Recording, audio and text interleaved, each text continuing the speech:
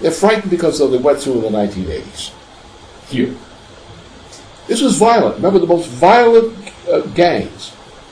It started in France, with the anti-nuclear attacks in France. That was the 1970s. Then it spread into Germany. In Germany, it came almost civil war. Huh? You got the Greenie movement here as no place else. You had the most savage kind of condition. You had a virtual dictatorship here. You would have been a dictatorship, but for what happened in the Soviet Union. What happened in Eastern Europe. The thing broke open.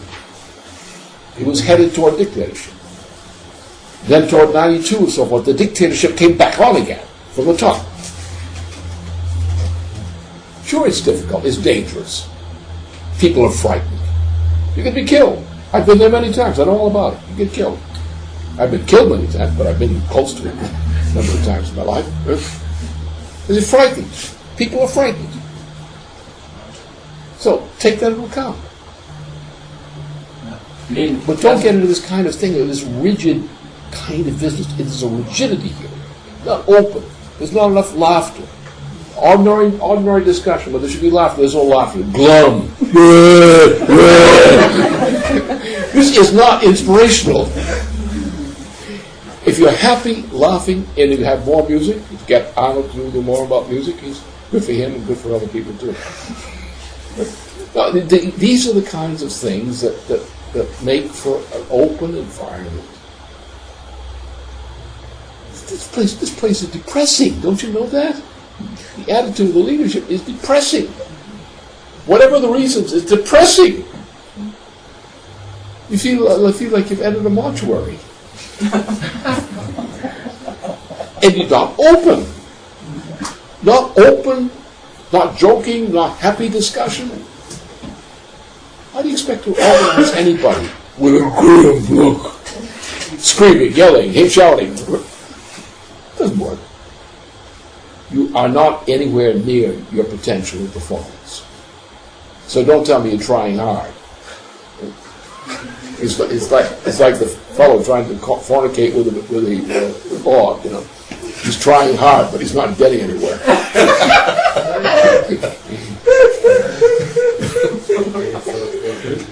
But that's the impression of getting on trying hard. You know. A bit blocked. A bit blocked, yeah. Unwillingness on the part of the protecting partner. What organizes people today is when you do precisely unexpected, unbelievable, improbable things. You said once in the past, in a remote past, now I must say your past or my past, that every time you went to the street, you created a riot. Sure. And that should be the concept. Then what happened? People feared that you would never get out of jail. Then people feared that you would die. Then they went into some kind of consolation. And that was a Catholic Church issue. It was not only Fernando. It was this fake concept, this false concept of Christianity, and is going as a protection into some type of Catholic way of behaving. It was not even the church, it was a certain type of behavior. Then this was introduced inside the organization, and sometimes I thought that I was in the church and not in the organization. I would see people at the atmosphere, and not in the church, in the monastery. Why? Then the point. Yeah, but see, Fernando case is typical. Fernando was not corrupted by the church. He found the church as a place of corruption. Yeah. The difference. Fernando's characteristic was he's an immature person, essentially immature personality. He's childish. He would never prepare for anything. We used to say he would look at the cover of a book and invent a theory of history. He couldn't study, he couldn't read, he couldn't concentrate. He lacked concentration. He was an impulsive, complete romantic, and he was the typical of the worst kind of macho problem. You want to talk about Spanish and macho? He's typical of the thing. Totally mother-dominated. I mean, aggressively mother-dominated. And so, therefore, what happened is when he was ill, and money was not sent for his medical care from Gus. And it was serious illness. He needed surgery. because he had a cherry stone or something got caught in his appendix. So anyway, so he went into a rage fit. And he got worse and worse. He was first of all, he was a left-wing fanatic. It was 1979. And then I beat him up, in a sense. And his wife beat him up at that time. So he stopped being a left-wing fanatic. But then he began to shift and became a right-wing fanatic. So it was a defect in his personality. Now this is typical. I can go through a lot of cases I know of this type, not just his case. The problem in politics is we have a society which is full of weak people. Morally weak people. When they come under certain pressure, they're at a cleavage point where they go corrupt. And it's very easy for government agencies which specialize in precisely this, such as my particular enemy, the Internal Security Department of the Department of Justice, which has been my enemy since the 1940s. So I have some experience with this bastard. Most of my life they got screwed up with things, got screwed up with them. And they conduct psychological warfare. That's their basic method. And then they will take a total approach. They want to capture somebody. They'll take the total life and try to destroy everything in their life. Strip everything away, step by step. And then they crack. They say, you want to survive?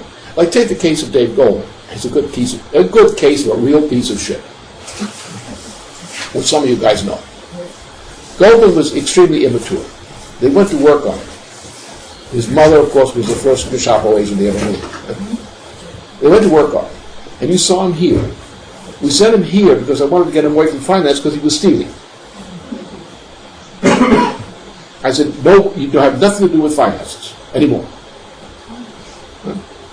So then he went through another phase. Then he got taken over by Overhang, who decided he could use it. And Uber could smell a prostitute because he wasn't. So he began to do various corrupt things. Became totally corrupt.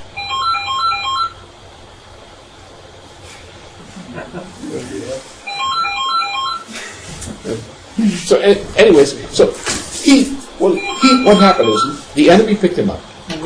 They picked him up cheap. They put him in one position. Yeah, but Jeff and Will are on the line for you. Don't call me back later. Yeah, they should contact later. Yeah. So he went from one thing to another.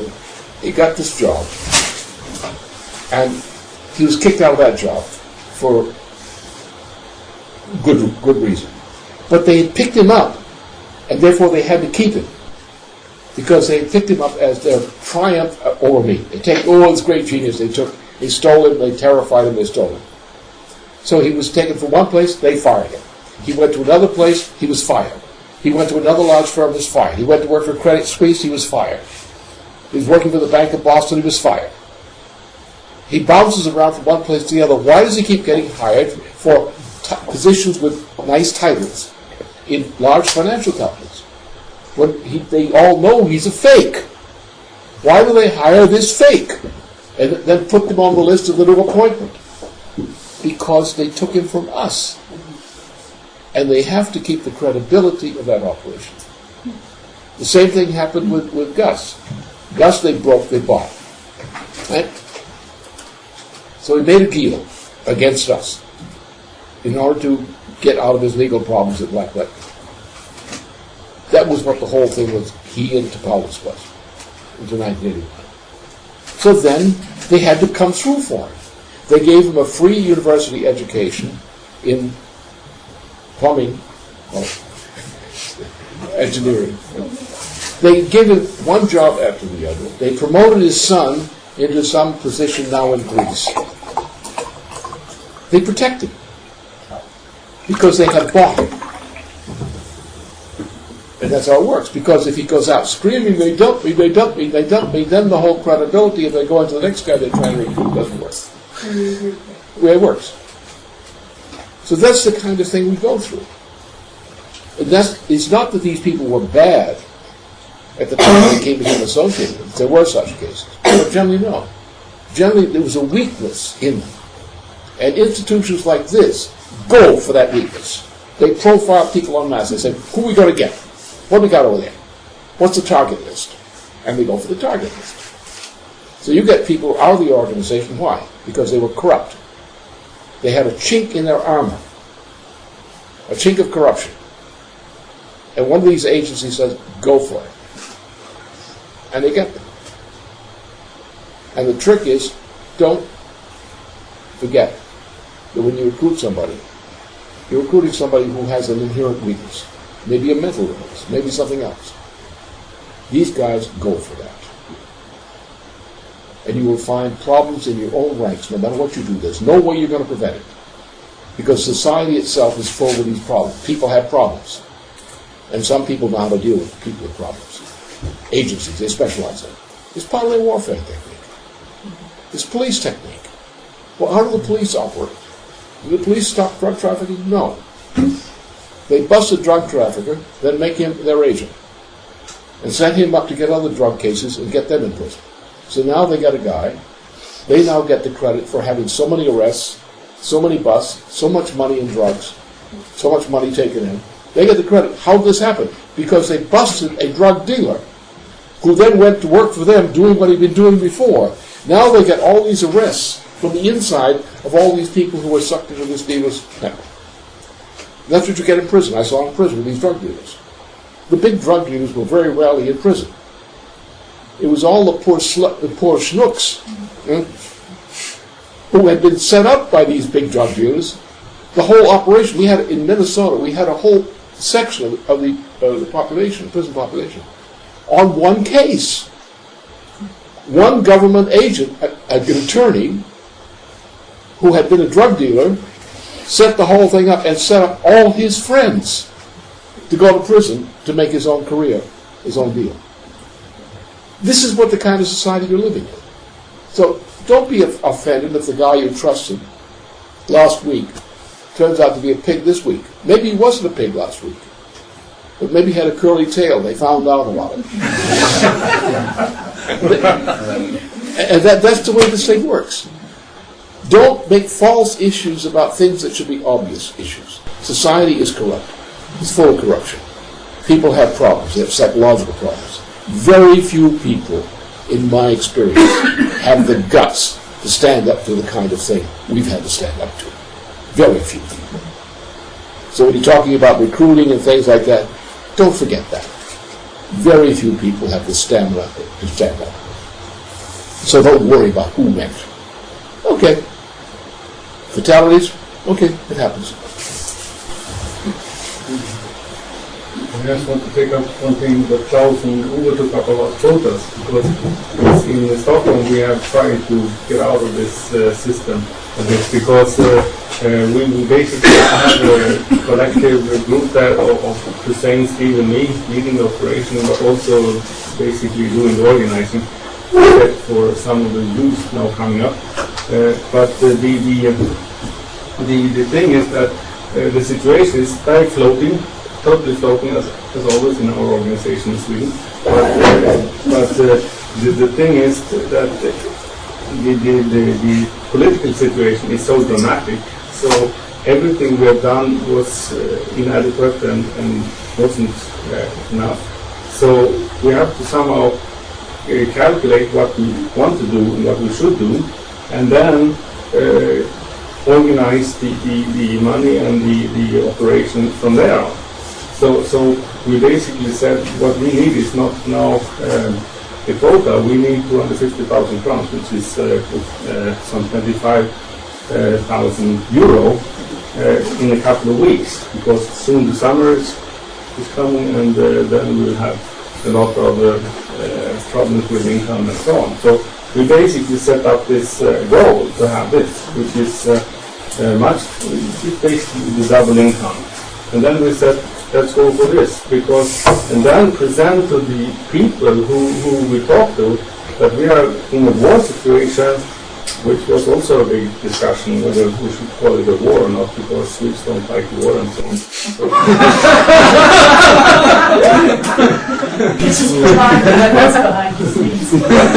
But then we put this up, and people actually started to pitch into the war chest. That's why we wrote this Ops report, really to show that there is this new idea. And the idea there is that we have a situation in the world which is terrifying and dangerous, and we must do something.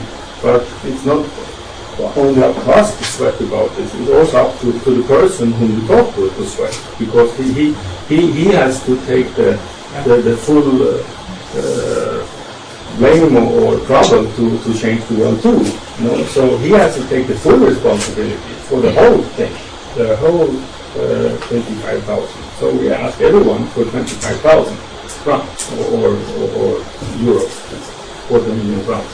So in this way, we ask them to pitch in that quota instead of asking for a weekly quota or a personal quota or this quota, that quota. I mean, it just gets messed up in the quota if you start to discuss with them in this way. So in this way, people came up with money that we never had seen from this before. So and basically what we outlined is that we need to get this pamphlet out, we need to actually pay the old one, print a new one, print another one before the election. So, and this money has to be there already before the summer. So we have to get this going. And in this way we made them sweat, and they should sweat, because it's their problem too if the world goes to hell. The key thing here is getting a concept. That's why you need this open kind of discussion. Because in the process of discussion, as you observe, you will often, by getting more input, you will begin to see a pattern emerging from the discussion. And the pattern will tell you several things. It's not that you're getting information. It's trying to get a concept of how to approach this. You're trying to see into the mind of the population. Now, you can't walk in and peek. You have to do various influential methods. If you can stir up a discussion, you yourself will begin to see what you didn't see before. And what you have to see is inside the mind of the population, and find out what in it is going to turn their mind on to recognize what they can do about the present situation and why. So the key thing, as in the Swedish case, you mentioned this, the key thing is to get a concept. So, you see, what happens is you get a kind of pornography approach to sales in some people. It's not mission-oriented. The mission becomes the money. And if the mission becomes the money, you may want the money, you may need the money, but you're not going to get it. Because people are going to give you out of their motivation, not yours. Fine. So therefore you have to say, what is the motivation that will cause them to want to do what you know has to be done? You have to give them an insight so that their own independent powers of judgment are telling them what they should do. Now, we're in a world situation. What's the reality? As I said earlier today, the reality is, if we fail, the world goes under. And I'm in the catbird seat on that one, because what we're doing in the United States, and our failure or success to do what we're doing, is going to determine the fate of all humanity for some time to come. And we cannot fail. Nobody's capable, nobody knows what to do in the U.S. government that does not depend upon, like, putting the influence in there to shape it. Nobody knows. A lot of people are very intelligent. We have access to some of the best people from the old military intelligence community and so forth in the United States, the best leadership. We're on the inside. I'm personally on the inside. So I know what the situation is. And without what we're doing, there isn't a chance for the United States. And if there's not a chance for the United States, there's not a chance for the world. That's the reality. Now, knowing that, how do we get people to find a way in which they, with their particular peculiarities, can clearly see that this is what has to be done, or that something has to be done to this effect? If you have that, you will find resources, not just don't think of money only, but you'll find resources of support. that you are not even scratching what you could get here. It's not even. You feel fears. Can I say something? Because I think what we need to do is to really discuss what are they doing different in Philadelphia than what is being done here. And I think that there is an unwillingness to look at that. Because when Ryan and Pat were here, I asked them at the end of their trip, I said, what is your experience of what is different? What are you doing different than what you have seen what the other organizers are doing? And they said it's very clear, people spend much less hours, they have long-winded briefings about interesting items in the 17th century or some other things, while they had a completely different conception. They said, like all these power squads in the US, they say, okay, we need per squad $1,000, and we deploy to get them with a very clear focus. We go to the people and we say, we need $1,000 today, and how much can you give for this campaign? It is changing, the situation with the Bush-Cheney thing, and here's Lyndon LaRouche and the LaRouche Youth Movement who are doing the following things. Very short, very mission-orientated, and trying to get people immediately involved. And, basically from what I can see is when they left, first of all, not everybody really was interested in that. Not every region did send people, despite the fact that it was really something to learn from them. And I think nobody has a problem. Sackfeld kann Sacken aus der Krone. If after 30 years you can learn something how to improve. But basically, except the youth, there was no. When I tried to discuss it here, what the difference was.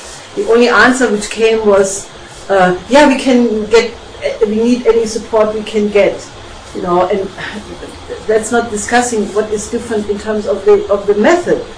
And, I think we need to have this discussion, and my proposal would be either to send more people to the US and have the experience there, which I have proposed that Elizabeth Lücken should go since a long time, because I think other people can go. I think it would really make a difference, because if Philadelphia can make in 1 week $61,000, that's more than we have done in the whole German organization. They must be doing something right. When was this? Last week. Because the last German report they were by 20,000. That's something like this. Philadelphia. No, they had 40 last. No, LaRouche. They had 41,000 LaRouche pack and 20,000 infrastructure. And they say maybe we cannot maintain that level every week, but we will try to get it every second week.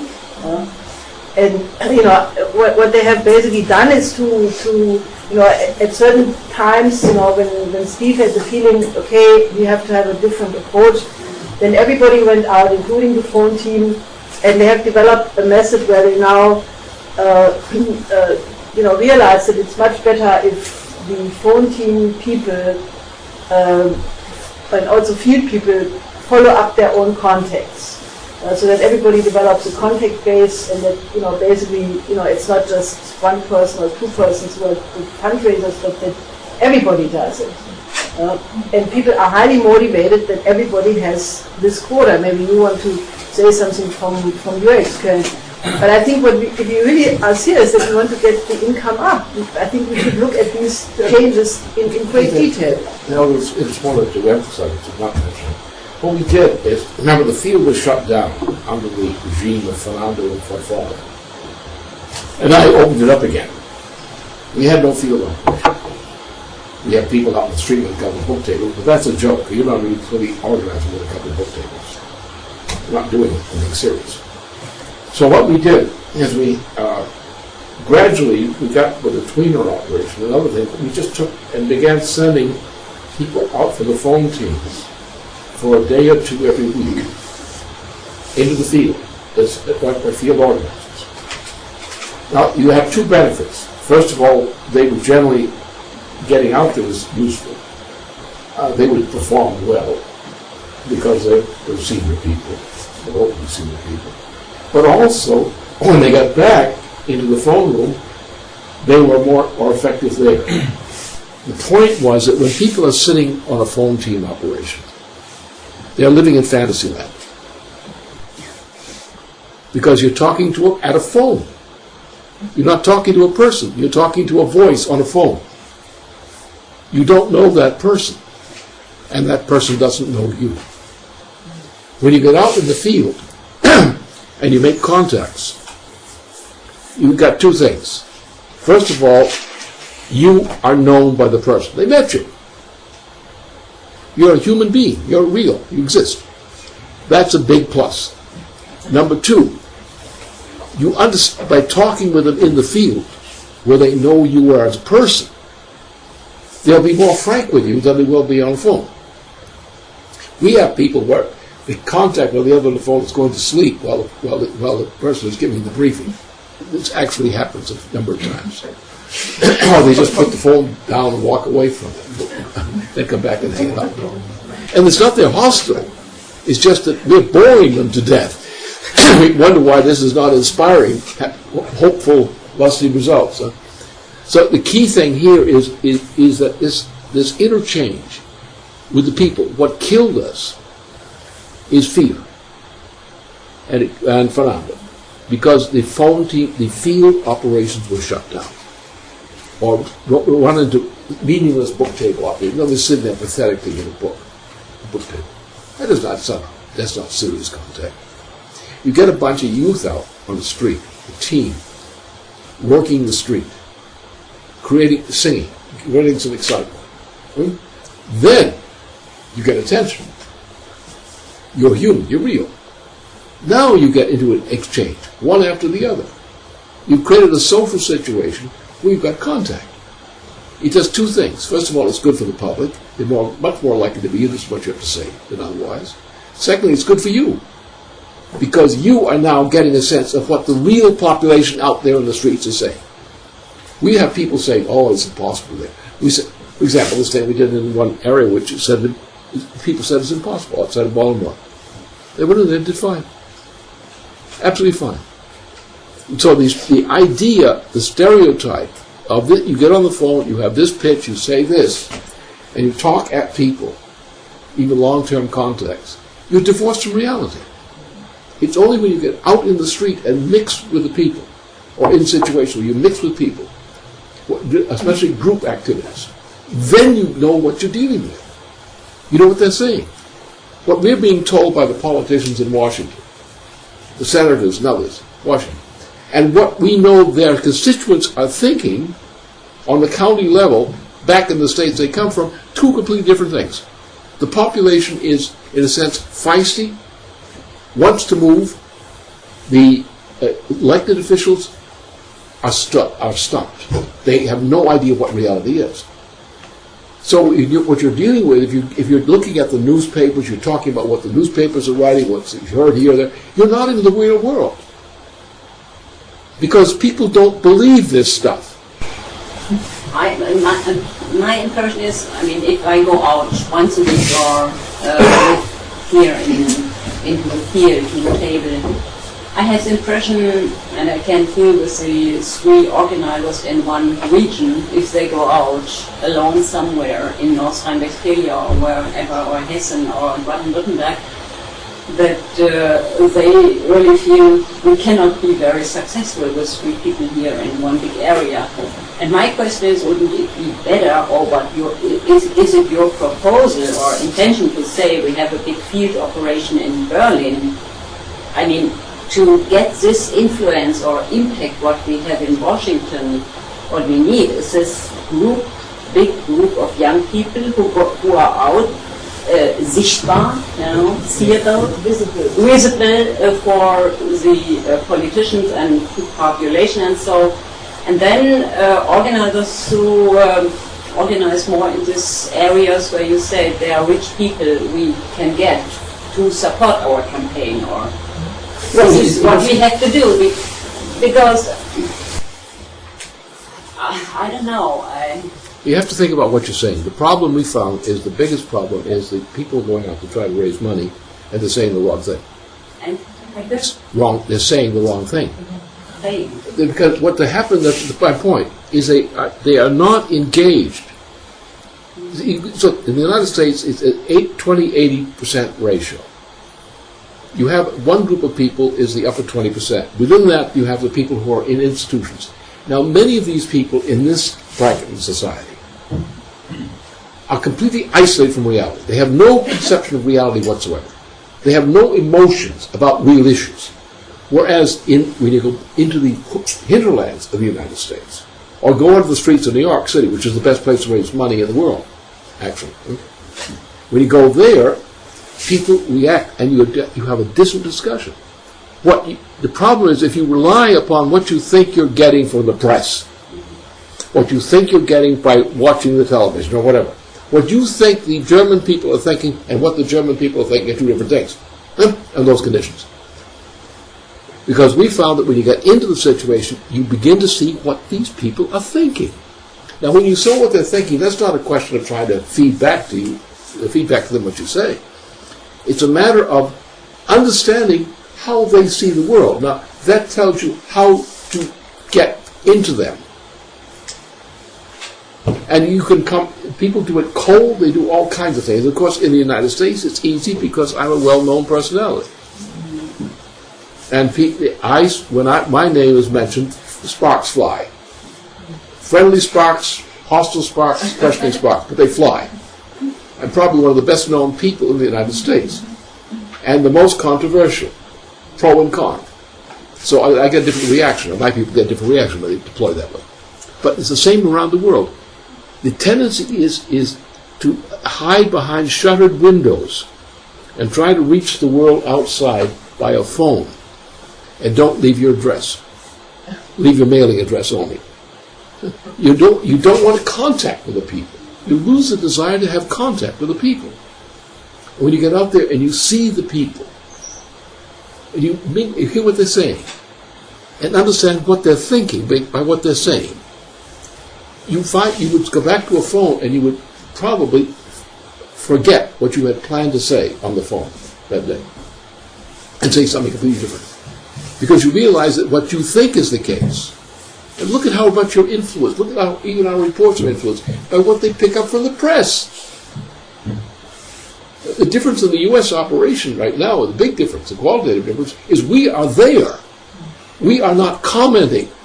We're not just people with a few contacts and commenting on what's coming from the media. We are there. We're in the middle. We're there at all levels of society. We have young guys who come from poor families and all kinds of problems, who are young adults. They're deployed in the state of Michigan or Ohio and so forth, dealing with leaders in society. They come in virtually off the streets, and we're dealing with them. They know something about what we're doing, but they know how to handle themselves. They know what the people are thinking. They find out what the people are thinking.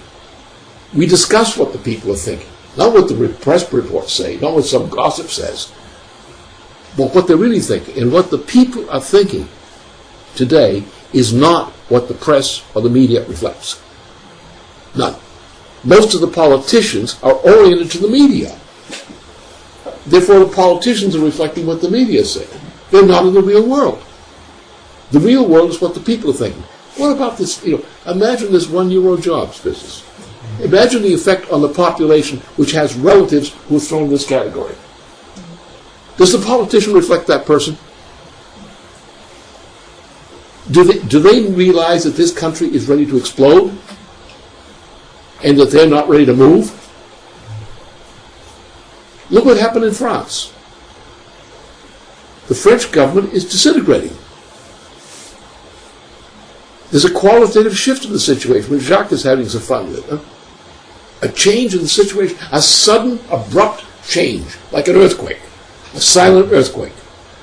Suddenly, the president is a fool, the security services are suspected, and the clowns are there. This is because already what's already going on in the United States. I guarantee you it's already going on here. There is a phase shift in the population which has a smell. First of all, what does the population see? It sees a government which is impotent in a crisis. Our government of Germany is impotent. Now, whatever the citizen thinks, that's what he sees. It's the impotence of his government. This damn government is no good. It's not going anywhere. It's not doing things. So what? Well, what's the good side? Well, it's not as bad as we thought it might be. But maybe it's worse. So the population is always different, especially now, than what you would get from the official perceived opinion, the gossip of so-called influential circles. And if you have that understanding, and you locate that in your own mind, you're going to know how to talk to these people. And you're going to be able to detect quickly who it is you want to continue talking to and who you don't want to bother talking to. Because some people you waste your time on. A short question. Yeah. I mean, how do you manage it in the US with the context of the EEC movement? I mean, the Puma and China context. Are they calling by the youth and to get the people on board, or what? We do this. We try to do more and more to have the people as much as possible. Now, someone who's in this, as you know, Barbara, someone who's in this and knows this business knows that you have somebody who's out getting a contact, and sometimes that person who made the contact should continue the contact. Now, this person who has the contact says this contact is willing to invest more. And but you say, okay, now what? At that point, you should probably introduce them to you, and you will help to solve the problem. Right? So therefore, you want a process of flexibility in which, as much as possible, you don't want to turn in cards. As much as possible. What you want to do is have, we turn the cards, but there's nothing else to do, and nobody else can do the follow-up. But where you have an organizer who can do the follow-up and maintain the contact, it's good that they do that. It's good at least that a certain number of the things they do that. And then if they discover that the contact wants to discuss on a higher level, then they refer them to someone on the phone team. But the point is then you're introduced by somebody who, in a sense, and that makes it easier. So my view is you want to process everything. Any contact. If it's serious, you want to process it. You don't want to throw cards away. You don't want to, no more. Keep them. Because most of them are good. They may not be good for money, but it's good to have them on the list. It's identified. Just call them once in a while. Short call. How you doing? Because, and try again, if they're not working out with anything, we'll just keep on the list of somebody who's going to follow them up some other way. You know, a meeting or whatever. But then I have one question. On what you said at the beginning on this outline, the vocal lines, the counterpoint, how you want the fuse movement to function on the science and music work. What I sometimes feel, and we are beating around the bush, because what lacks a bit is a feedback of precisely that debate, which we are engaging and all our young people are engaging in, and what the problems are that arise. So when you say there's a lack of inspiration, how can you inspire if you don't have a problem, a paradox to solve? Well, how can you be fed intellectually, mentally, unless you're being told what is the problem? And I have often the feeling there is a pile of shit in the middle of the room, everybody talks and goes around it, and it's not being discussed about. That is my feeling. Or there is a parallel, very vital discussion process going on, which I am absolutely not aware of. I have no idea what problems arise, what is being the biggest debate here and there and in that corner. And then, of course, you can say, oh, you're so stultifying because you have nothing to say. I mean, that paradox, I would really like, in the context of what you outlined, as the big challenge, the science work, the musical work, the thinking in real musical terms, where you also correctly said, when you really have a quartet and everybody knows what to do, it's not that you tell that person precisely you do A, B, C, you give an outline, an Auftragstaktik, and that person by its own creative capability transforms it into a task which it then accomplishes. That's how I understood you, methodologically. And all the 30 years we work, I mean, we know group processes, we came to points where sometimes one has a feeling it's not the truth. Well, back in the 1970s, 1980s, we functioned that way. Yeah, exactly. We functioned that way with a daily meeting. Correct. That function doesn't occur that way anymore.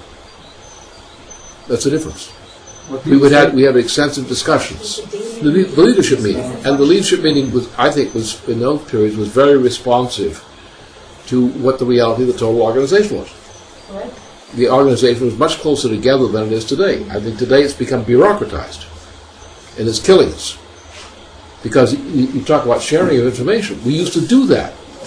We weren't just, the worst meeting was when somebody came in and read the reports and then said, okay, that's it, I'm going home. The good meetings were those where the reports coming in were not that important. What was important was the discussion of what was coming in or what was not coming in, and which concepts were discussed, not just this or that. And it was very good. It was a very good, very effective process, which we started here with Montserrat and so forth, and it continued. It was very effective. Well, it doesn't function that way anymore because some people are older and aren't as frisky as they used to be in getting around meetings and so forth. We don't have those meetings anymore that way. It's much more formal. There's not really much of a discussion of ideas. There's more a discussion of formalities. This will happen. Okay, fine, good. So it's true. But the other thing is the bureaucratization in respect to the general membership. The organization's people do not know what is being discussed. So you have a sense of a wall between what some people think they know and what other people think they know. And therefore you don't have a clear mission orientation. You don't have really an Auftragstactic. That's the problem. We did. We used to. Yeah, but that means unifying. Can I say something? Because Lynn, I have to say it was also in response to what Renato said. I thought it was very, very insightful about this question of Fernando, because for myself, thinking about the process of, first of all, the change certainly I have gone through in the last years, and for my reasons for leaving Hanover at the time, which when Sebastian and I decided to leave, we didn't discuss at that meeting in Hanover. And anyway, we decided to leave. But the reason why I bring this up is because I want to think about some question about these memos, just in the certain discussion that you brought up, the question of Dino, because I don't think the issue is memos on Dino as such. Because I know a full year beforehand, there was a total freak out on the question of the youth movement. Screaming freak out, which I went along with at that time. I totally agreed with, I went along with, and I was in the wrong state of mind. I was in Philadelphia for 2 weeks and said, this is my life. And decided to make that my life and called up Helga and said, this is what I want to do. And she said, well, I don't know. And I said, please, this is what we want to do. And she said, okay, stay another few weeks, and then, that's how it kind of developed on Sebastian and my initiative. And I think that's something which I think is very important, because this thing that you said about Fernando, the freak out happening about you bringing up Fernando, it's very important to understand kind of how this process of non-discussion has developed. Because really, what was it? I mean, this whole question about the youth movement and Lynn saying that we need a future and that these young people are there. I mean, I know of personal incidents where, I suggested a week of action to Helga and I was screamed at for daring to talk to Helga personally. That's not the structure of the organization. How dare you do this, Jessica? 40 unemployed youth members are going to come to this local and ruin us financially. Look, this is what I was told. And I was told I'm not allowed to talk to Helga except under certain conditions. And I said, I'm not going to tolerate this. And I left. So that's what happened. And that's the truthful process of what happened. And, I know I went along with a lot of crap for a while, but then I decided to leave that situation. And since then, I think a lot of things have been piled on top, but there's not been a real truthful discussion of how certain things have gotten to the point that they have gotten to. That's what I would say, because I think it's, this question of the reaction around Fernando. A reaction of you bringing it up, which I at the time did not understand. Did not understand at all. I had no concept of it. I was really stupid about it, truthfully. But anyway, That's just what popped into my mind right now. Yeah, Well, let me just say something. Maybe I'm really a total dinosaur in this organization. I accept it is true. But as you said, in the 70s and the 80s, we had a kind of deliberation process, which functions in a certain way because there was a structure, the EEC and an EEC. And we discussed very openly, and I think it was a very useful and very fruitful time of ideas. And we developed a lot in Europe and I guess also in the United States. So maybe on this issue I'm a dinosaur. I for sure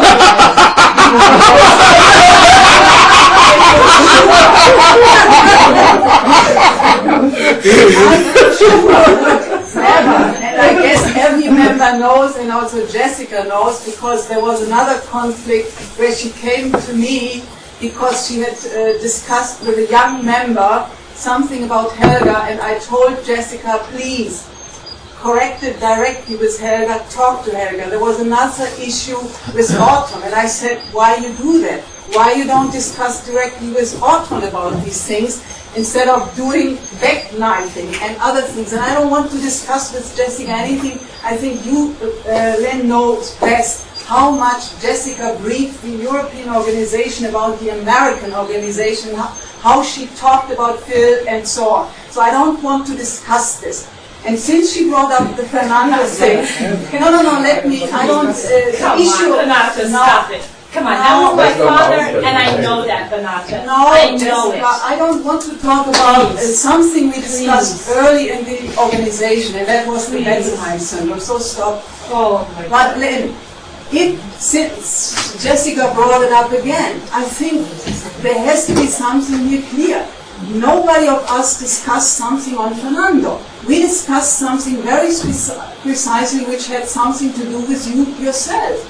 Because it was in the library something which Helga showed, and it was something where Fernando was, I mean, I didn't want to mention it again, Fernando was put in the second command of the leadership. And that was the point, and it could be at that time all understandable. You can interpret it that way, but that was the point. What I told you was what the point was. The point was that Ed Spanos was the problem, and that's what I told you at the meeting. Yes, but you know how the organization functions, and that is the problem. There was no organization, they were all going to jail. Right, but the rest was not going to jail. And it's very difficult to oppose something where you put the lid on. And Well, that is the doesn't do problem. with anything. It had nothing to do with anything. It had nothing to do with anything. I didn't put the lid on anything. We were going to jail. And I went to jail because of Ed Spanos. Ed Spanos had been the weak link who we got a defense plan and he destroyed it. Lynn, that could all be true, but I'm discussing another thing. No, I say the other thing is there's no... Look, Lynn, you complain that we are sitting, stratified... I'm saying Fernando... 2 years ago, Yeah. after these two meetings, we had another meeting where you were only on the phone. Right. Helga opened the discussion, and the first remark she said, I discussed with Lynn, and Lynn basically said, the full EC is totally useless, forget it. So what do you think one could think? Well, because on this whole discussion, the EEC was useless. On this discussion, on the Fernando question, the whole EEC was useless. Totally. But there I is tried to more. raise the discussion several times, and the entire EEC was useless. But That's a the fact. 30 years of the organization is not just Fernando. And the EEC tried to keep together with Helga this organization together when you were in jail. Some people did. When Helga got the message that you had to go to jail, who called her? I know. Yeah, but who? I know. I don't think you were already in jail. Elizabeth called her. Yeah, I know. And I know what everybody in the EEC tried to do together with Helga to keep the organization together and to get you out. But that's not So the relevant. organization in 30 years is not what's this just got- Fernando. what's this It's got- more. What's this got to do with anything? And if you attack the old organization continuously, that they are this, that they are that, what is this? If we are stultified, then draw the conclusion. And we asked you at the last two EC meetings, which were 2 years ago, why not change? Why not put Alexander, LOD, in the leadership structure? Give them the responsibility for everything. I don't mind. I would be happy. You're absolutely right. The organization needs a future. And there are young people who want to take responsibility, so don't give it to them. Give it to them. Ronaldo, Why all these people who are already dead in your mind? Yeah, you're all over the place. Go over the youth. You're all over the place, Ronaldo. But look, take one thing clear. This organization has a continuity. Right. And you never cut yourself off from it. Because what happened yesterday is always important. Because yesterday is a part of today. That's what I thought. It always was with me. But the problem is when we get into this kind of mess that we got to do, this is going to be treated roughly by me because we cannot tolerate, this organization cannot tolerate that kind of crap. And it has to stop. That's the only problem. I totally agree. Fine. But the problem is the whole thing about Fernando is clear. I've laid it out. There's no problem about it. It's clear. The problem was that when I raised it, there was a reaction here. And don't say there wasn't. There was a very strong reaction. Members of the NEC said, can't you shut him up, referring to me when I went after this mess. There was a transatlantic communication on this subject. This was not a secret. This Fernando thing, look, I went through these meetings. People could have admitted what I said at the meetings. You would admit it. It's what you said today. Agreed. It's what I said. The issue was an enemy agent, Fernando. That was it. We didn't know it was an enemy agent in 1989. That's simple. And the organization, by and large, went along with it. Not because he was in some position. He wasn't in the number 2 position. He was in a position where, by elimination, the problem was the whole chance of legal defense depended upon keeping Ed out of control. But Warren was not better. No, Warren was no better, but he was not. He was only crazy. He was not an agent. Not yet. What? Not yet. No, he's crazy. Qualified as a... But you had this problem in Copenhagen. This is what Paul said. He said, oh, but if you don't like what I'm doing, I've been doing all of these things for this organization. But if you don't like what I'm doing, then I'll resign. And then you can run it. That's what happened in Copenhagen. I'm just saying it. So the thing... No, but I'm just saying Paul's response was wrong. What Paul should have been saying is, I've been used to manage things in a certain way. And this is the problem, I think, of the organization. We're under an extreme pressure and we manage things. The question is not, and then you have to change. And then what Paul's response was, I don't want to change. Yeah. That's the problem. And that's a stupid attitude for him to have. Because he's extremely talented. He could do so many things. Let me just mention one topic. But I think this is, but then I think this is a relevant discussion because you get used to manage things, but at a certain point you realize it's not enough to manage it. So the question is then, and this is very relevant to the question of recruitment, because you cannot recruit the people if you don't have the attitude, this is a life and death question. And they say, oh, but I only lack 2 months to get my education. And you say, well, do you care about humanity? It's a fight. Can you come out tomorrow? Come out tomorrow. You don't say, if you don't, where the miracle comes in is when you get the life and death question back. That's in everything. And then you get the mission. Then you have an organization on a mission, and you approach it from the standpoint that we have very limited time. We don't know how much time, but we have very limited time. What can I do, and what can we do as a group to make changes which will make it possible for humanity to come through this? And then you get a discussion process. If that's the attitude, if that's what's in all parts of the organization, then you will have discussion like crazy because people go around, struggling with this. We should do something. We have to do something more. How can we do something different? And you have, and somehow because people have been a lot of people have been in the organization for so long, have been fighting for so long, that there gets to be a certain kind of routine. It gets to be you manage it, and it's a very tough struggle, and it's very heroic. But it also involves the element at a certain point that when it really then comes to this situation, it's a life and death questions, how do we change things now? Then you're stuck in the management a little bit. And I think this is... Let me get to something else. I want to get switched to something else because it's getting away from what the real mission of this session is. But the question is what that needs to be changed? Number one, essentially, what has to be changed is you have to learn the lessons of what's happening in the U.S. today and just apply them here. Now that involves a number of other things. It does mean that you really got to decide that without stripping down other parts of the organization, you've got to build up the Berlin operation to a serious organization.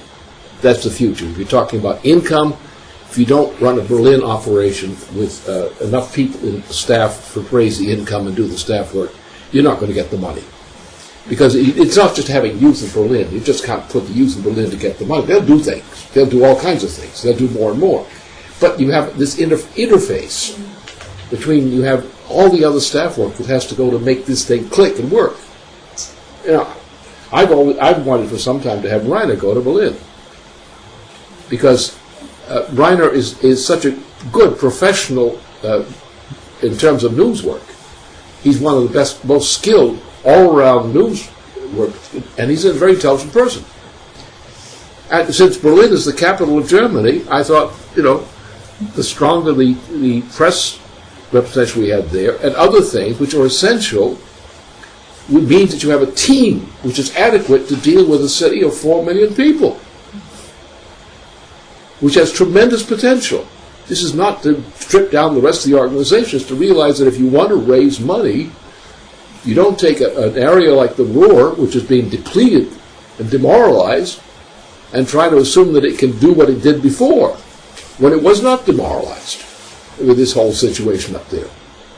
You cannot take, Wiesbaden could do better. Cornwall always have done better, but that's a reluctance to do it. But other sides, the organization is limited in potential for raising money. Berlin is obviously the thing that you can raise more money significantly about. You're talking about 65,000 euro. This really is a joke, isn't it? To not to be able to raise that amount is like a bad joke. It's not a serious amount of money, but it's quite a struggle to raise it. Or maybe there are areas of potential which have more potential. Maybe the national organization should be allotting itself to get this kind of potential. It would work. But remember, we had on exactly that point. We had a discussion end of last year. Yeah. And I think, the money we are raising in Munich, in Bavaria, in Baden-Württemberg, and so forth, is quite significant. That drives the whole operation, which enables us to do what we do. And at the point we were discussing the problem, how can those phone team situations profit from an expansion of their networks there? And you remember I asked the question, well, is it not also an idea once in a while to, let's say, set up a campaign orientation, let's say in Munich or Stuttgart or whatever, and have teams of youths just go in there to make the impact bigger? And it won't work. That's the problem. At the time you said, well, let's consider it. Yeah, but it won't work. If you send a few youth in, that's going to be a pure waste of time. It's not going to work. You're talking about 2 cars. No, the youth essentially function effectively as an organization, which means that ultimately 15 to 25 people. Operating at a lower level is hazardous for the effectiveness. We have a situation in the U.S. where some tweeners were able to do that, but that's because they were integrated with the youth operation. Not directly, but in the sense of peripheral way. What we had them doing was going into a follow-up on some of the contact opened up by the youth to enlarge and enhance the yield from this sort of thing. The key thing here, look at Germany as a whole. Where is the money? Yeah, but the money is still in the. Oh, you still got some money there. Yeah, right. But where you need a significant increment. You're not talking about a couple of people raising some more money. You're talking about 15, 20,000 more euro a week. That's what you're talking about in terms of net for the national. If you're going to maintain the campaign, if you're going to have the leaflets and pamphlets, literature required for campaign purposes, you're not talking about 65,000. You're talking about 85,000. Quite a bit. No, you're talking. The difference between going bankrupt and succeeding. We are not going bankrupt. I know the difference between not going bankrupt and succeeding. The situation is dangerous because the collapse is coming on fast. And whatever you think now with potential is in jeopardy. Therefore, you've got to expand your potential qualitatively. There are two ways to do it. One is by improving the way in which you organize. Number two is by allotting a strategy which is going to solve the problem and give you a margin of success to do more than 65,000 will do. Because if you're not talking about millions of copies, you're not serious. And that takes money. Okay, fine. Therefore, that's one thing, because what Ulrike said before, this is going into rich areas of the neighborhoods. You can do that, but what we found out is normally people give money who are more on the poor side. Yeah, no. Because they have the morals, they see the decaying system, and so they say, okay, I have to know, I have to get this paper, or I have to become part of this movement, or other things. So I think this to say only, okay, now we go to a rich neighborhood or so, it's not a success. No, the point is Berlin's 4 million people. Yes, this has a function, and this is a cultural center and everything together. But therefore, the point is, if you're not deploying effectively up to that level of what that potential is, and it's the political center of Germany.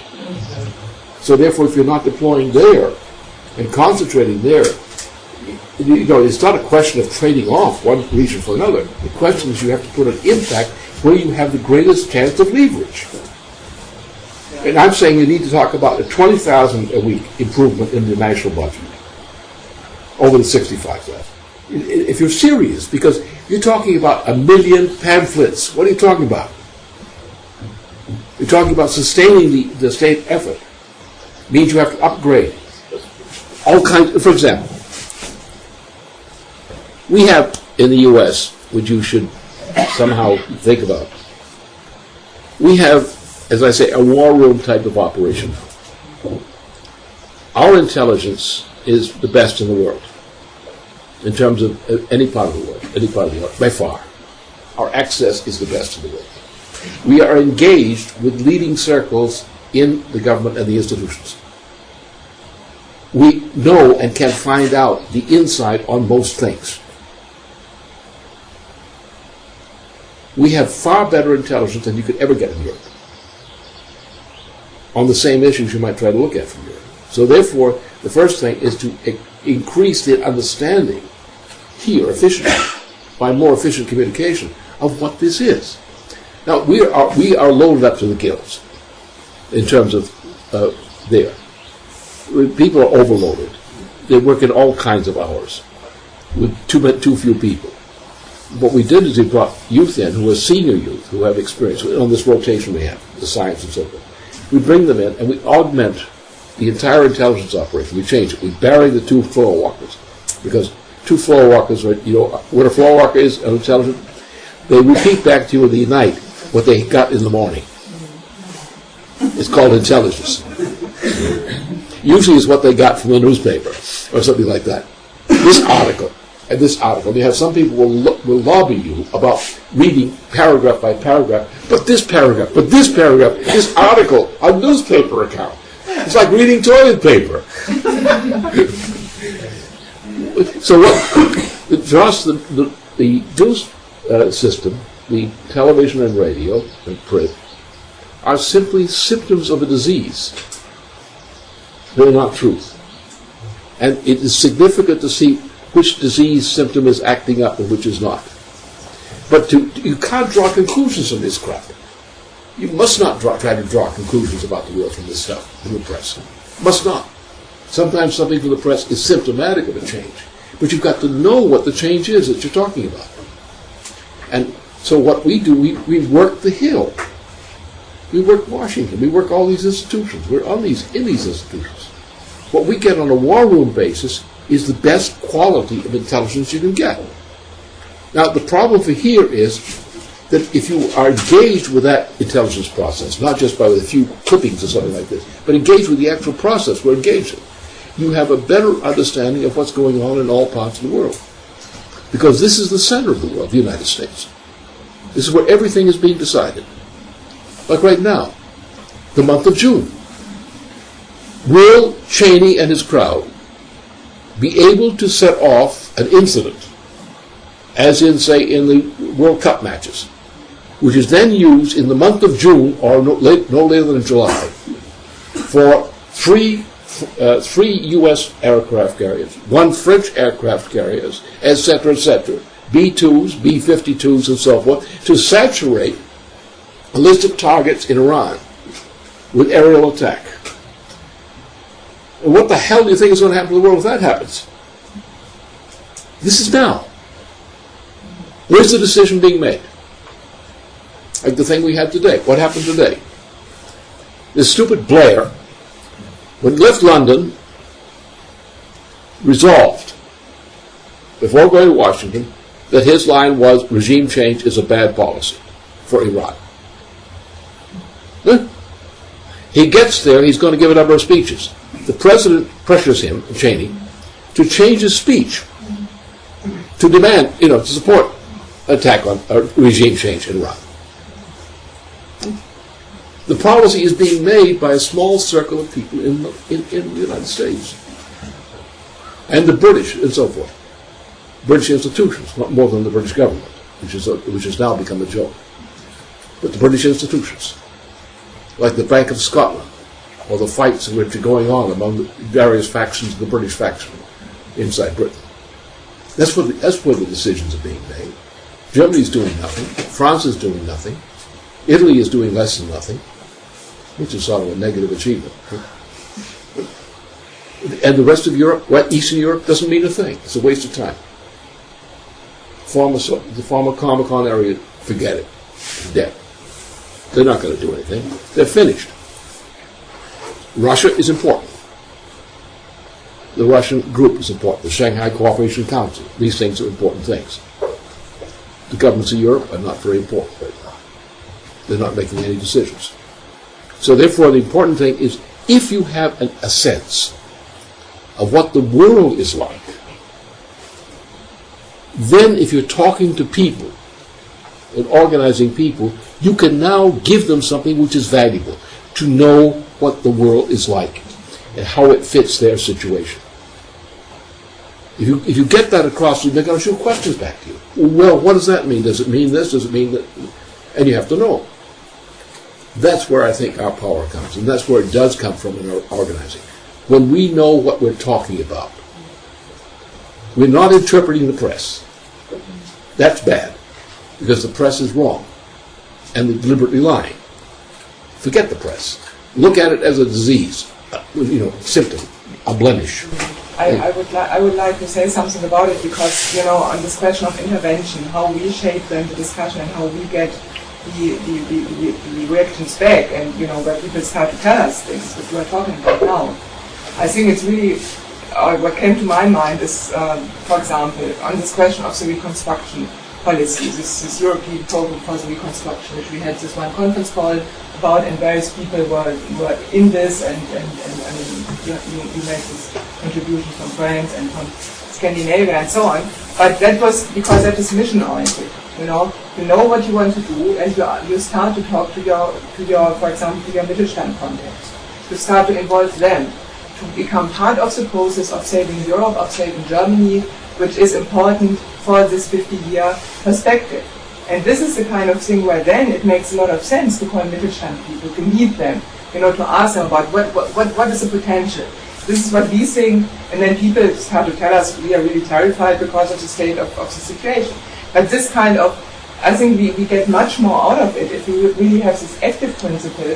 We define this approach, when Helga said we want to do this also here for Europe, and then immediately you start to get completely different ideas, and you are action-oriented, you want to achieve something. And then on the other thing, for example, now with this, I think it's pretty frightening, this world situation, also with the soccer games and all this terror stuff. I think really, we have to somehow, either in combination of the regions and the center, but whatever, we have to put together a task force of some people who just get a couple of calls going, brief people, get a feedback, that we pull this together as an intervention, because otherwise we will be just sitting there, be scared, yeah, and I mean, of course, we know the power is in the United States, but we need this intervention. Yeah. And then for that you can raise money. And then the other thing, what I found in this couple of meetings which I had with Mittelstand people whom we never met so far, one we met already, but others didn't want to meet, or we didn't ask them for meeting or whatever, doesn't matter. So what you have is really, if you put to these people the strategic perspective, what we are doing in the United States, and then you say, okay, now we are focusing this now on Berlin, on the expansion of the youth movement. Berlin is the perfect place. Can you help us either monthly so that we can start to build up this money, the budget for the youth operation? And I mean, most of these people have children, so they know what it means, that people have to eat and all these things. So it's it becomes very, very personal somehow. Yeah, if you show the pictures or you say, this is Daniel, 24 years old, he's running for the Lord Mayor of Berlin. Wow, that's really great. That's courageous. And then or to ask them for that, for a monthly support, or for a big contribution so that we can print the money to make a real difference. And this is what I think was... Print the money, it's going to be much quicker. What? Print the money!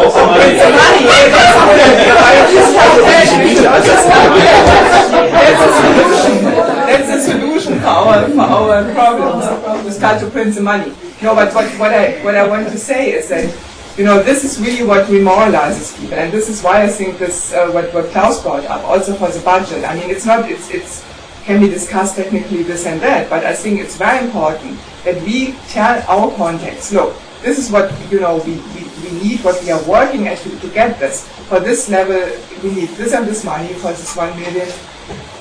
How much can we contribute? We have this budget. What do you think? Nee, warte doch mal. Ist ja schon, wenn immer alles klar ist, haben wir überhaupt kein Problem, ist ja wunderbar. Die Quote, dann müssen Sie sagen. Yeah, but that is a cynical and piggish approach, Uwe. Sorry. No, this is a piggish approach because you go and say make the quota. You don't contribute any single idea to how people can do that. Yeah? No, I mean, that's a real problem. The problem here is a problem of ideas, of conceptualizing, of inspiring people. Nobody of you guys, I mean, Elizabeth goes to Tutzing all the time, Munich is right next to it. In the last 10 years, you were not there. Why don't you come? You are really welcome. You are welcome. Yeah. Yeah, okay. So, I mean, I don't know what's going on in the locals. Okay, I mean, why don't you get involved? So, but the thing is this, I mean, you cannot just say make the quota, because the problem is, and I went to these meetings, and I'm engaged in the fundraising also, and I'm also going out in the street, and the question, how do you project that power which we represent, and how do you really, not in a pitch way, you do this, you do that, but how do you really create this kind of power idea that people can identify with what we are doing? And I'm sorry, if there is not a national discussion, then this kind of power is somewhat limited. Yeah? I know what we have been doing in the last years and why we were able to make a certain amount of money, not enough. Because we were building up the Sachsen operation, other people did too, but we did it also. And we were then helping the Leipzig operation. That was the reason why we got the money. Not because you think that Bavaria has a big money, forget it. These people who have the big money, they are immoral in a big way very, very often when you are in the street. So the question is really, you know, what are you fighting for? What Tom said, the question of life and death. You know, what are we doing in real But time? why are you questioning that this is not done in Hessen, in the Ruhr? I don't question that. I'm speaking about you, for example. I'm not speaking about Hessen. I know how they struggle. I know how they struggle in the Ruhr. Don't always play one region against the other, because that's what you are doing with your calls. Yeah, sure. You are telling this doesn't. They don't make this money, they didn't make that money. That was always, that is true. Of course it is true. Even your comment right now, that was the essence of it. Hey Joe, why don't you just make that money? You are not making it. Did you ask why? Did you ever ask, for example, what are maybe some problems? Did you ever ask that? No, I didn't hear that in these last years. I'm just reacting because it's a little bit self-righteous. It's not self-righteous, because I'm also involved in that fight, and I'm not speaking about other regions. But when we speak about 85,000, 65,000, I mean, when we talk about this 9,000, I know how this dwindling contact base looks like. Yeah? And I also know that we need a big qualitative jump in our attitude. It's a qualitative jump, and other people I know are fighting for this, to get on a higher level, to be free, to be really able to inspire people. And this is what we have to achieve. And not this kind of thing, I'm doing this and whatnot. I mean, there has to be a real discussion about that. Or for example, Berlin, I still don't know. I mean, Ortrun said for various reasons I want to organize with Martin. You can do that, I have nothing against it. But, you know, if you have some ideas, maybe you can also tell me the various reasons. Maybe I have some insight, which also I could use, or could tell you. For example, this kind of discussion, I'm not picking on Martin or on anybody else, but this, you know, this, if we have a task orientation, our task is to save civilization, and in that process we need that money. But that's a different driver than this kind of bureaucratic approach, I'm sorry. There's something I want to say about this matter of being bankrupt or not, because if we don't have 1,000 youth members, which means this budget you did of one per person, that's 20,000 times 20, at least. That's just 1,000 in Germany, that's not a lot already. If we don't have that, if we don't have a new Bretton Woods, if we don't have a Eurasian land bridge, we are not doing what we are to be doing. So how can we say we're doing fine? If we don't have 5,000 youth in Europe, we're below minimal. Below minimal. I mean, how many people are there on the subcontinent? And one of the key things I learned from Lynn and his forecasting is you condense time. You don't wait for the consequences to show up. You don't wait for the organization to disappear. You don't wait for the world to go into fucking nuclear war. You prevent it before it occurs. And how do you do that? You take the principles and you look at the consequences they're leading to. From that standpoint, we're still bankrupt. I think there should much more people go to Berlin from all kinds of sections of the organization, from the field, from intelligence, and also from the economies. And I think also Uwe should go. No, it's really good, because one thing in the locals is that when you are 6 people, it's really difficult. You have all the time you sweep the same people in the field. So how can you get a dynamic going? How can you do something? And I think it's very good to be at the point of the campaign. And it's also clear this can only come from the outside. You cannot solve the situation in Berlin. It has to come